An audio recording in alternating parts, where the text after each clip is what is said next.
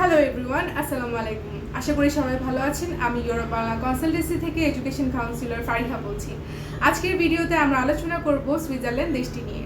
Switzerland হলো সেনজেনভুক্ত দক্ষিণ মধ্য ইউরোপীয় একটি পাহাড়ি দেশ, যেখানে কিনা অসংখ্য গ্রাম, হ্রদ এবং আল্পসের উঁচু পাহাড় রয়েছে। ব্যাংকিং এবং ফিন্যান্স হলো এর মূল শিল্প এবং এখানকার ঘড়ি এবং চকলেট হলো বিশ্ববিখ্যাত। এর অফিসিয়াল নেম হলো দ্য সুইস ফেডারেশন, এর কারেন্সি হলো দ্য সুইস ফ্রাঙ্ক, এর ক্যাপিটাল সিটি হলো বার্ন, এর অফিসিয়াল ল্যাঙ্গুয়েজ হলো জার্মানি, তবে এখানে ইটালিয়ান এবং ফ্রেঞ্চ ভাষারও প্রচলন রয়েছে। এখানকার বর্ডার কান্ট্রিজগুলি হলো জার্মানি, ফ্রান্স, ইটালি এবং অস্ট্রিয়া। এই দেশটিতে আপনি আপ টু 30% পর্যন্ত স্কলারশিপ পাচ্ছেন।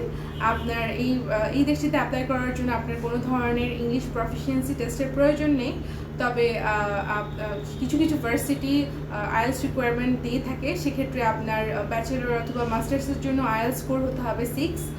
আর অন্যান্য দেশের মতো এই দেশটিতেও 9 মান্থ স্টে ব্যাক পিরিয়ড রয়েছে, যেখানে কিনা আপনি আপনার স্টুডেন্ট ভিসাকে ওয়ার্ক ভিসায় কনভার্ট করিয়ে আপনি ফুল টাইম জবের জন্য অ্যাপ্লাই করতে পারছেন। আর আপনি এখানে পিআর ফ্যাসিলিটিসও পাচ্ছেন। আসুন জেনে নিই এখানকার টিউশন ফিজ নিয়ে। এখানে টিউশন ফিজ একটু বাড়তেই হয়ে থাকে। সেক্ষেত্রে আপনার 10 থেকে 20,000 ইউরোস আপনার খরচ করতে পারে পার সেমিস্টার। আর ইয়ারলি হিসাব করলে 20 to 40,000 ইউরোস পড়তে পারে। সেক্ষেত্রে আপনার তো স্কলারশিপ আছে, সেক্ষেত্রে আপনি একটু কমিয়েও নিতে পারবেন।